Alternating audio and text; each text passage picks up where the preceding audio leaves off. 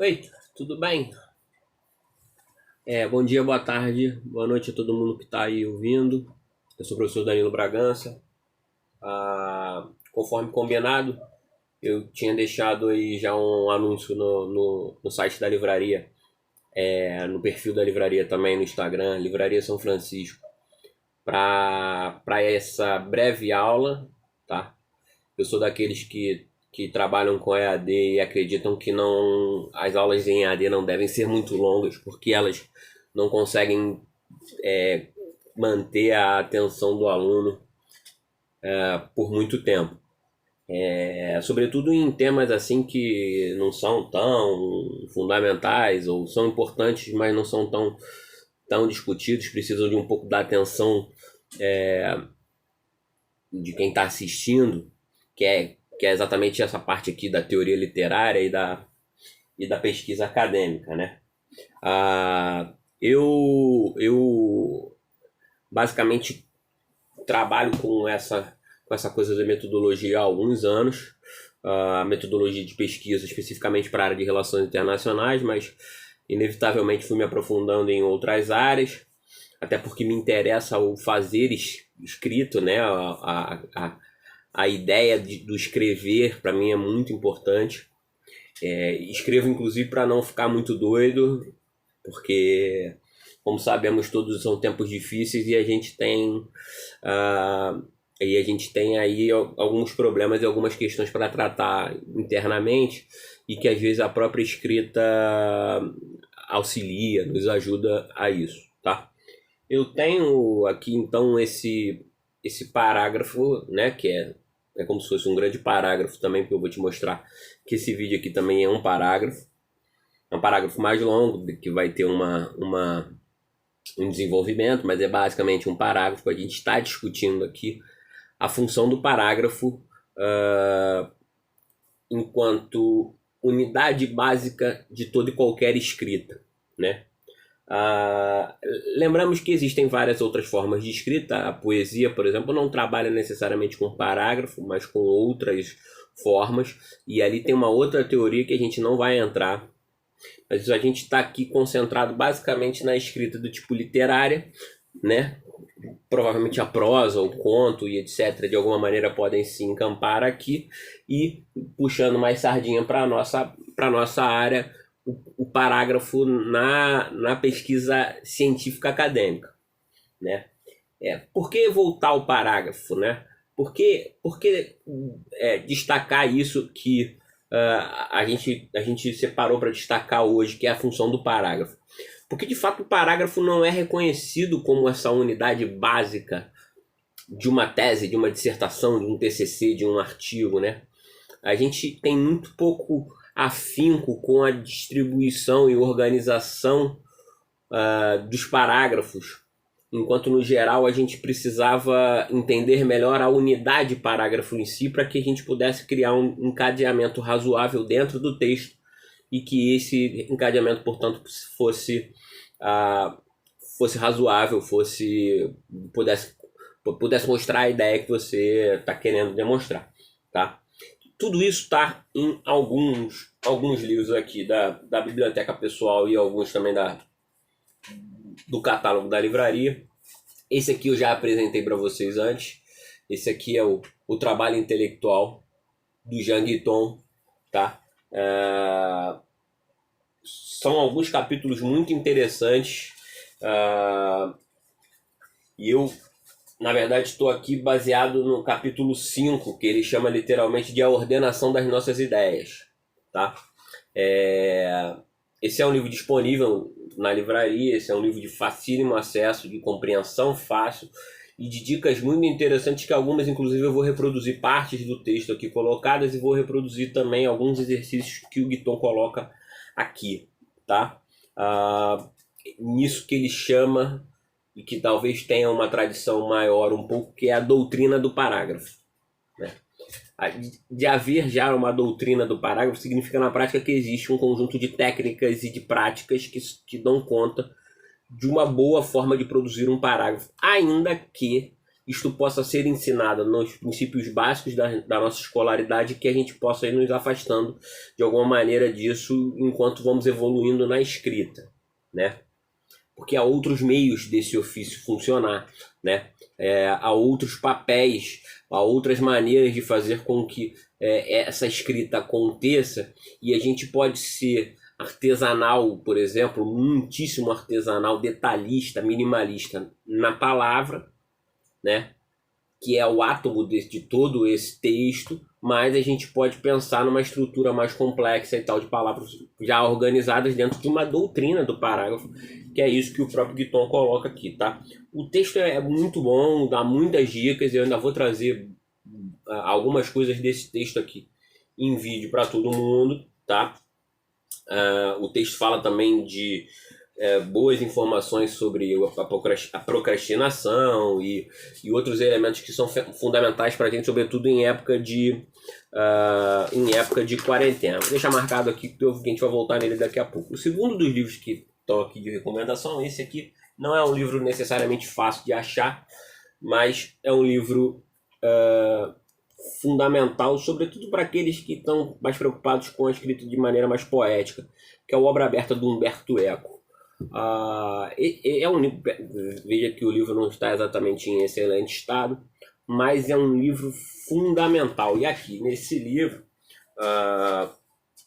Obra Aberta, Forma e Determinação nas Poéticas Contemporâneas, ou seja, o Eco está se preocupando. O Eco era um cara completo, escrevia de tudo, assim, e tudo muito bem. Mas o que a gente vai falar aqui basicamente é sobre o papel da construção permanente da obra, sempre em aberto em relação à escrita. O que pode surpreender muita gente, porque no geral a gente acha que um parágrafo escrito deve ser pouco revisado. E a revisão é fundamental. A leitura, a releitura é fundamental. Ainda que seja um trabalho extremamente chato e difícil. Muitas vezes a gente escreve um negócio e não quer saber disso mais ao longo do tempo. E a ideia não é essa. A ideia é que, na verdade, que a gente possa revisar pelo menos algumas coisas, ou que a gente revise menos, mas tenha um background mais forte em relação a isso, com um repertório de exercícios, de dicas que a gente vai falar aqui ao longo do vídeo. É um vídeo curto, não vai demorar muito mais do que 25, 30 minutos.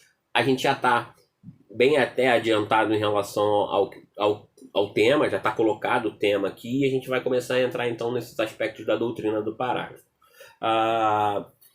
Uma questão que é importante, na verdade, é toda essa existência de uma doutrina do parágrafo, né? E aí eu vou falar da doutrina do parágrafo em si, sem fazer distinção com relação ao aspecto científico e ao aspecto literário, digamos assim, né? Da escrita literária. Por um motivo óbvio, né? Em tese, a unidade ainda continua sendo a mesma e, portanto, pode ser avaliada e depois separada de acordo com o interesse de quem está escrevendo, para quem também está sendo escrito aquele texto, né? A doutrina do parágrafo é algo desenvolvido numa tradição francesa que se baseia em caras como Anatole France, por exemplo, no qual o Jean Guiton cita alguns desses caras. Cita inclusive o imbatível Edgar Allan Poe, mestre da escrita do parágrafo, das formas poéticas de escrever, né? A maneira pela qual ele detecta, ele define o corvo como um aspecto fundamental da sua escrita, e toda e qualquer construção dessa escrita é feita em torno do corvo, né? Então isso chama muita atenção, e tem uma parte da escrita, da teoria literária, da teoria da escrita que versa sobre exatamente essa doutrina do parágrafo, né? A proposta aqui, na verdade, lida muito com a proposta que a gente tem sempre nos cursos de pesquisa acadêmica e tal, que é o aspecto básico do minimalismo. Não é um minimalismo tão simples, né? Isso tudo está num método que é consolidado já há muito tempo como método científico, e é dito como tal válido apenas para as ciências que são da área da matemática e afins, né? E não. Na verdade, o que a gente argumenta é que o método cartesiano, né, aquilo que Descartes colocou como método básico para a clareza e distinção de todas as coisas, ela representa aí, portanto, uma possibilidade também para a escrita, né? Em aulas de metodologia eu já costumava dizer um pouco isso, mas uso esse tempo aqui para dar uma explorada maior nisso, né?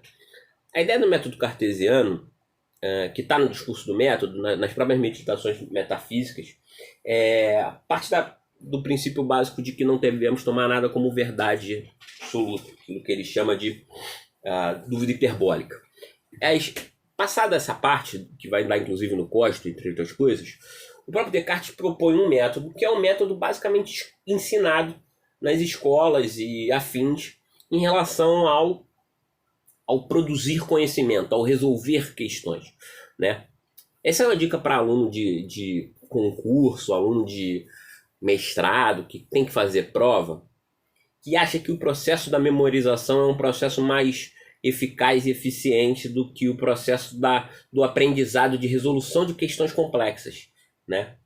Porque, visto que é impossível saber de todas as coisas do mundo, nem que você seja o mago da memorização, não há a menor possibilidade de saber, nem nessa pequena biblioteca que está aqui, tudo que está escrito de maneira, né, que eu possa relembrar na hora. Então, diante disso, a gente sempre preferiu ensinar, nos semestres que a gente deu metodologia, os alunos a resolverem questões complexas. E aí, na verdade, toda a educação nos países de educação um pouco melhor do que a nossa, como é o caso, por exemplo, de países europeus ou países, a Coreia do Sul e etc., trabalham desde cedo com a capacidade das crianças de resolver problemas complexos. É claro que você não dá para uma criança de 6 anos um problema absurdamente complexo para a idade dela. Você cria formas de ensino, aprendizagem que tratam exatamente dessa forma de resolver problemas, né? Esse problem solving, como costumam chamar os americanos, ele é baseado muito claramente no cartesianismo, né? Na ideia de que é possível pegar uma ideia que é muito grande e complexa, que nem cabe inclusive na tela, e fatiá-la em pequenos pedaços, para que cada um desses pedaços possa ser desenvolvido e resolvido de maneira correta a partir daí. Existem outros métodos dentro da própria filosofia. Pense no próprio Hegel, falando de síntese, de antítese, de tese, né? Aqui não. Aqui, na verdade, o que o Descartes propõe e o que o Guiton acompanha e a gente também é o fatiamento, e aí a gente está já entrando na doutrina do parágrafo, é o fatiamento da ideia maior que a gente tem disponível na menor quantidade possível de unidades de ideia. E essas unidades de ideia são exatamente o parágrafo, né? Cada parágrafo deve conter, portanto, de acordo com a doutrina do parágrafo, uma única ideia. Essa única ideia deve ser o farol, aquilo que margeia, aquilo que controla, que estabelece a linha de todo o parágrafo. A gente costuma se perder, eu costumo me perder na hora de escrever, de colocar informação desnecessária naquele parágrafo. E tento voltar sempre a isso, sempre que preciso escrever as coisas, né? Mas essa ideia do método cartesiano de fatiar as ideias na menor forma possível e criar um encadeamento para ela, esse encadeamento é basicamente das ideias mais simples para as ideias mais complexas, ele leva aí a umas questões interessantes, né? Porque o texto pode então ser construído desta maneira: ser apresentado a partir das primeiras ideias, ou seja, as ideias mais simples, e depois pode ser desenvolvido nas ideias mais complexas. Tudo isso pode ser feito dentro do parágrafo, criando um encadeamento certo, né? Os professores de português têm aí os conectivos e outras formas de advérbios, etc., que podem iniciar parágrafos ou etc. Isso não é a minha área. A minha área, na verdade, aqui é outra. A verdade que é metodologia de pesquisa. E a ideia de metodologia de pesquisa é de arrumação, né? De ordenação da ideia, como o próprio Guiton falou, né? Então esse método cartesiano, na verdade, ele propõe então que a gente parta, portanto, em resumo, do fatiamento mais fino possível das unidades mais simples de ideias possíveis e que a gente vá encadeando essas ideias, resolvendo os problemas mais simples primeiro para depois, com calma, resolver os problemas mais complexos. Isso estabelece no texto texto literário ou texto acadêmico, isso estabelece um arco, né? Que normalmente aí caiu até no vocabulário popular a ideia de arco interpretativo, né? De arco escrito ou coisas dessa maneira, né? A ideia de que existe um início, meio e fim, né? Estudantes de vestibular tem meio que isso encurtido na cabeça deles, tá? De que toda redação tem um padrão específico, introdução, desenvolvimento, conclusão. Isto é uma redução que já é feita dessa ideia da doutrina do parágrafo, que sugere que os estudantes sigam esses elementos do parágrafo, né, da construção do parágrafo, para que eles possam fazer redações de nota 1000 no Enem. A gente está falando da mesma coisa, tá? Só que eu estou aqui propondo que esse processo possa ser complexificado. Talvez o corolário, então, dessa doutrina do parágrafo seja precisamente isso. Pode abrir aspas aí, porque isso é uma colocação do próprio Jean Guiton. Dizer apenas uma coisa de cada vez. É isso, né? Cada parágrafo representa esse esforço toda vez. Todos os parágrafos devem dar conta exatamente de dizer uma única coisa de uma ideia que seja simples ou ideia complexa, mas uma ideia simples, basicamente, que seja falado no parágrafo para depois evoluir para as ideias mais complexas. Isso, inclusive, tem um exercício, né? A galera pede, quando pede aí nos vídeos, pedem também nas orientações que a gente faz, né, de pedir exercícios de escrita e tal, né? E aí, na verdade, tem aí um pequeno versinho que dá conta disso. É assim, qual é a estrutura do parágrafo? Diz-se o que vai dizer, diz-se, literalmente, diz-se o que se disse. E essa é a estrutura básica de um parágrafo. Dizer o que vai começar a ser dito no parágrafo, efetivamente dizer o que está no parágrafo e concluir dentro desse próprio parágrafo, naturalmente que seja curto, que essas ideias sejam da maneira mais simples e mínima possível, redizer ou confirmar ou restabelecer aquilo que foi dito, para poder criar um encadeamento para um outro parágrafo, tá? Nessa ideia da doutrina do parágrafo, a gente consegue estabelecer a possibilidade do texto criar um encadeamento que seja sempre muito compreensível e muito didático, né? A ideia do didatismo é muito fundamental, porque se o teu conhecimento não alcança, ou só alcança uma galera de nível de conhecimento, de estudo, de educação formal muito alto, de alguma maneira o seu conhecimento se perde no meio da burocracia e dos milhares de arquivos de teses e dissertações que existem por aí. E a maior parte de vocês, a maior parte das pessoas que chegam até a mim para discutir sobre isso não estão interessadas em pegar a tese, entregar e acabar com isso. Elas querem trazer algum tipo de impacto. O impacto seja mínimo, mas que seja que o leitor entenda a ideia que foi ali construída e passada desde o começo, que era a intenção, basicamente, do autor. Então a gente cai nisso, na ideia de que o parágrafo tem esse aspecto fundamental. E preste atenção, galera de relações internacionais, os parágrafos de relações internacionais são todos dessa maneira. A escrita de relações internacionais tem inclusive essa característica fundamental. O texto construído de forma a dizer no começo o que vai ser dito e vai reexplicando tudo aquilo que vai ser dito em maior complexidade, né? Então é uma sedimentação com ampliação da ideia, para que no final eu possa concluir dizendo novamente aquilo que foi dito e confirmado.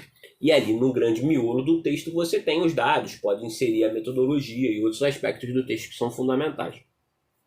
Fechado nisso. Então aqui a gente está colocado como a doutrina do parágrafo como sendo esse elemento dessa unidade básica da escrita, e que merece, então, portanto, o nosso trabalho, a nossa percepção. Eu vou dar uma lida no Guiton aqui para a gente fazer uma diferenciação básica entre o que é o ofício literário e o que é o ofício acadêmico, porque isso é importante, né? E eu gostaria de colocar aqui, na verdade, o início do parêntese pedagógico que ele faz nisso, que é o que me inspirou, inclusive, a fazer esse texto, que é o que ele diz sobre a doutrina do parágrafo. Vai ser uma leitura breve. Do mesmo modo que uma casa se compõe de pedras, uma dissertação, um texto, qualquer coisa do gênero, está falando de dissertação, que lembra a gente uma dissertação de mestrado, mas não é necessariamente isso, é uma escrita qualquer, compõe-se de parágrafos. Então, vou reler a frase. Do mesmo modo que uma casa se compõe de pedras, uma dissertação compõe-se de parágrafos. Um parágrafo é um espaço compreendido entre duas alíneas. Um parágrafo deve ter de 15 a 25 linhas. Veja a ideia do parágrafo aí como sendo algo muito maior. A gente não está falando isso. A gente está falando de parágrafos menores, de ideias simples que são colocadas aí em unidades menores. Quanto mais complexo vai ficando a sua escrita, maior pode ser essa unidade de parágrafos que você pode construir. Eu não sugiro em hipótese nenhuma parágrafos de 25 linhas. 25 linhas são textos, né? Não é isso. É claro que essa organização de parágrafo pode conter em si uma ideia que é tão complexa que precisa de espaçamentos, de interrupções nas frases. Então dá conta aí, por exemplo, dos nossos espaçamentos no Word para gerar a linha de baixo, uma nova transição da ideia, tá? Onde está a cabeça do parágrafo? E aí tem horas que ele está falando de parágrafo, mas lembre-se também que ele também está falando do texto, tá? Onde então se encontra a cabeça do parágrafo, isto é, a parte diretriz e motor, aquilo que faz o texto se mover? Na cauda. Resposta. O termo do parágrafo é também o seu final, e é no fim que se deve colocar a frase que dele resume a ideia. Lembra daquele pequeno versinho, né, que a gente colocou ainda agora? Disse o que vai dizer. Segundo estágio, disse. Terceiro e último estágio, disse o que se disse anteriormente, né? Então isso sugere qual é um bom método para fazer assim um bom parágrafo, um bom texto. Tem aqui uma diferenciação, uma boa explicação mais profunda, e ele usa um texto do Bergson, um filósofo chamado Henri Bergson, francês e tal, mais ou menos um pouquinho anterior da vida dele, e que ele coloca aí a diferenciação de 3 formas de construção de parágrafos, tá? E aí, na verdade, começa a diferenciação entre os ofícios aí, porque o parágrafo passa a ser, então, portanto, diferente para cada forma de escrita. Então, você está interessado em escrever uma prosa, essa prosa precisa ter aí, portanto, uma outra pegada, digamos assim. Você está escrevendo um texto acadêmico, e é muito importante. Eu vou até baixar o texto aqui para falar sobre isso. A gente está falando de ofícios que são muito parecidos. O ofício literário e o ofício acadêmico, né? O fazer de escrita literária e o fazer escrita acadêmica. Mas olha, é como se a gente estivesse comparando um motorista de ônibus com um piloto de Fórmula 1. Os dois estão basicamente no mesmo veículo, mas eles têm propósitos e funções e velocidades e ritmos e construções e demandas que são inteiramente diferentes, e preparações também que são inteiramente diferentes, né? Muitas vezes os pesquisadores se querem escritores, autores no sentido literário da palavra, então carregam no título, carregam poeticamente na escrita, no parágrafo, e não é bem isso, né? Os parágrafos acadêmicos são parágrafos mais simplórios, menos poéticos, mais rígidos, ainda que você possa ser o máximo artesanal em relação a isso, mas mais rígidos, e que respeitam aí o aspecto geral da condução da tua pesquisa, que tem aí, portanto, também um arco argumentativo, mas não precisa ser carregada numa poética tão grande, né? Daí fica aí depois que você quiser responder para ver quem é o motorista de ônibus, quem é o piloto de Fórmula 1 aí, se é o acadêmico ou se é o literário. Ainda que os ofícios sejam parecidos, a gente tem que separar esses ofícios, então, portanto, formas de parágrafos, né? E existem três, basicamente, dentro dessa doutrina do parágrafo que colocam isso, né? O parágrafo, então, portanto, é um espaço de construção do texto, a ideia de que você vai criar um liame no texto inteiro para que ele possa ter sentido, ter razão, ter valor, né? E aí o Guiton volta. Como fabricar um parágrafo? Como fazer brotar as ideias de um solo árido? Isso que eu vou lhe dizer. Há três modos de argumentar. O primeiro, o a priori. O segundo, o a posteriori. E o terceiro, o a contrariori. Cada um desses três tem as suas detalhes mais profundos. Eu vou cortar aqui por conta, né, do tempo e do andamento do resto da aula, que já está no seu finalzinho, mas que precisa ser basicamente definido aqui para que a gente seja didático, né? Então, vamos em frente. Ele propõe um exercício a partir da ideia de que riqueza não traz felicidade. Esse é o corolário, né? Esse é o fundamento básico. Em relação ao argumento a priori, ele consiste em tirar a proposição que se quer estabelecer de proposições mais gerais, admitidas por todos e de onde ela deriva a título de consequência. É basicamente o que o Sócrates dizia, né, em relação a generalidades e etc., mas são coisas aceitas pela maior parte das coisas, mas que saem de um geral para um particular, tá? É um pouco mais difícil, mas no geral, argumentações a priori estão em inícios de texto em redações de Enem, de vestibular no geral, estão em início de dissertações, teses ou trabalhos acadêmicos, mas aparecem muito pouco em textos literários, na prosa, no romance, no conto, etc. Porque precisam de uma fundamentação geral que você precisa ter em comum com o leitor, né? E aí talvez o segundo tipo do argumento, o a posteriori, seja aquele que seja mais usado, portanto, pelos literatos, porque dá conta aí, portanto, de um evento que já aconteceu. Então você está sempre falando de a posteriori. Posteriori, tem uma condição temporal aí, né?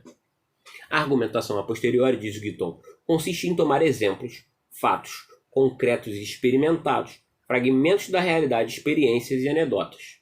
Né? Ele dá um exemplo aqui do texto do Creso. Creso era um rei dos Lídios, que era um dos povos gregos, né? A Grécia Antiga era um amontoado de povos que tinham mais ou menos algum tipo de identidade cultural entre si, o Creso era doido para bater no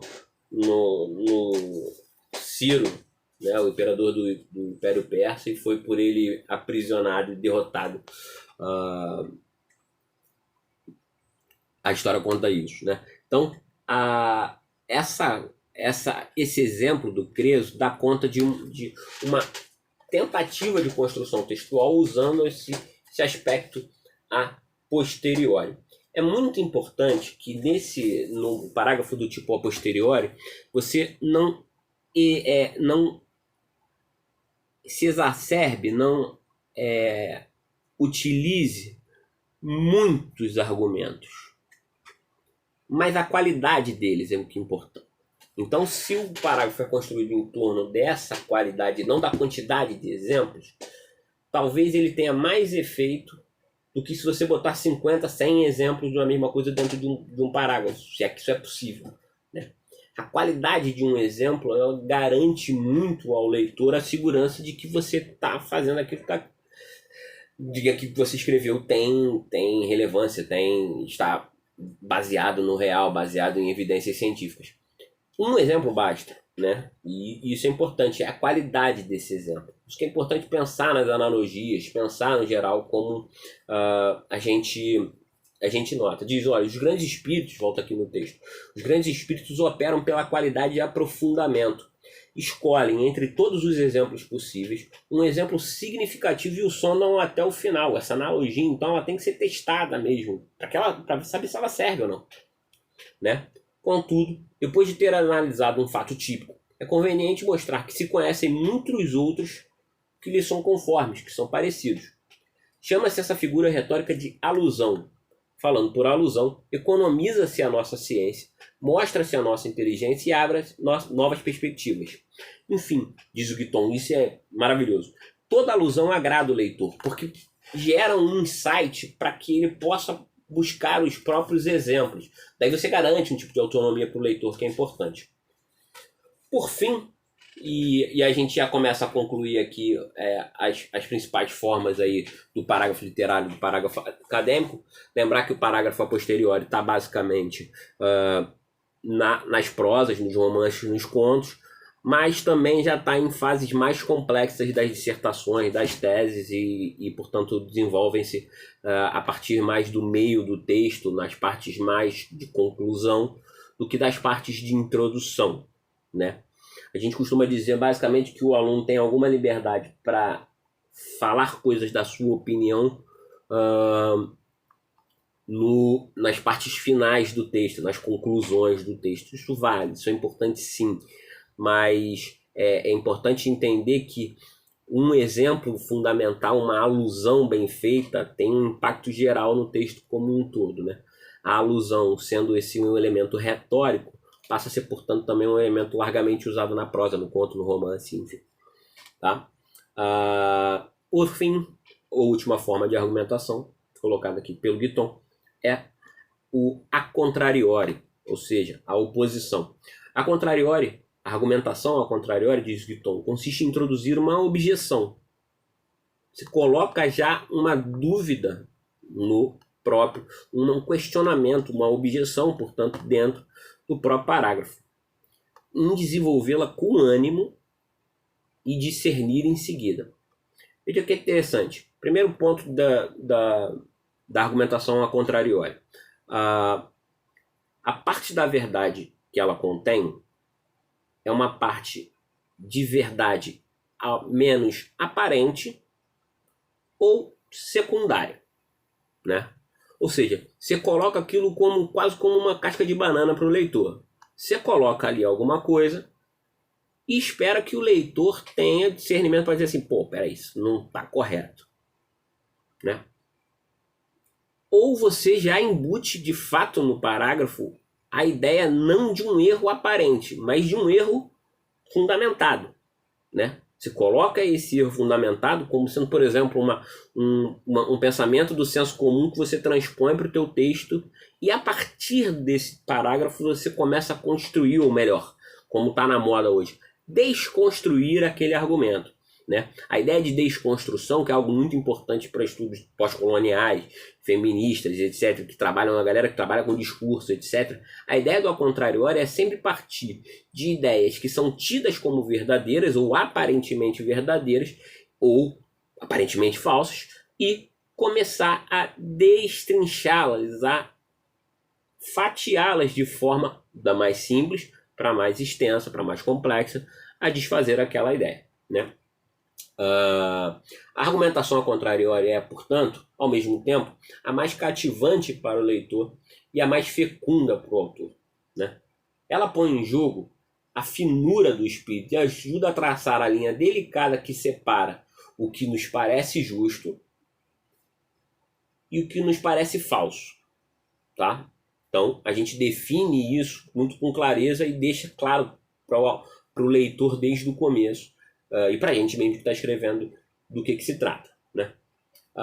Ela permite até realçar o que no falso há de justo. A parte de verdade que existe. A parte de verdade que está contida naquela afirmação, naquela assertiva. Mas fica aqui como último recado dessa doutrina do parágrafo e das formas básicas do parágrafo que a gente colocou aqui, de novo, a priori, a posteriori e a contrariori, que foi essa que a gente estava explicando agora. que não é possível colocar esses 3 métodos no mesmo parágrafo, tá? Talvez, no geral, não é possível trabalhar um texto misturando essas 3 formas. Boa parte das confusões dos textos que chegam dos alunos de mestrado, de TCC, artigos, etc., até de parecer que a gente tem que dar é o seguinte: misturando dados posteriores, dados anteriores, ou seja, a priori, ou partindo de uma construção que é já inicialmente tida como falsa, ou já desmentida, e assumir aquilo como verdadeiro no texto todo, dando o aspecto a priori de um texto que deveria ser, na verdade, a contrariori, né? Ou seja, que deveria ser um texto de desconstrução e não de reafirmação. A gente encontra isso aí muito em texto de militares, quando os militares escrevem, quando vão aí para eventos acadêmicos, etc. Quando eles escrevem sempre no a priori, né? Pela escrita dura. E as teorias mais tradicionais de RI, ciência política, também escrevem sempre no a priori, né? A galera mais pra frentex, essa galera um pouco mais nova, que trabalha mais nova, está escrevendo sempre no a contrariori, né? Está escrevendo partindo de premissas que são tidas como verdadeiras por uma grande parte da sociedade e vem desfazendo todo aquele argumento até então. Fechado? A gente vai voltar mais nesses termos, mas daria para a gente ficar mais um tempo aqui, mas eu acho suficiente. A ideia aqui é que a gente possa trabalhar o parágrafo como esse elemento fundamental, e eu dei essas 3 formas de construção de parágrafo para vocês aqui. Sigam a gente na Livraria São Francisco, a gente já mostrou, tem aqui o Obra Aberta do Humberto Eco, que também margeou esse nosso trabalho, mas aqui também o texto do Jean Guiton, o trabalho intelectual que está disponível na livraria à venda e que ajuda em todo esse processo da construção do trabalho intelectual. Fechado? É isso, muito obrigado. Obrigado a quem assistiu até agora. Se inscreva no canal. Um abraço.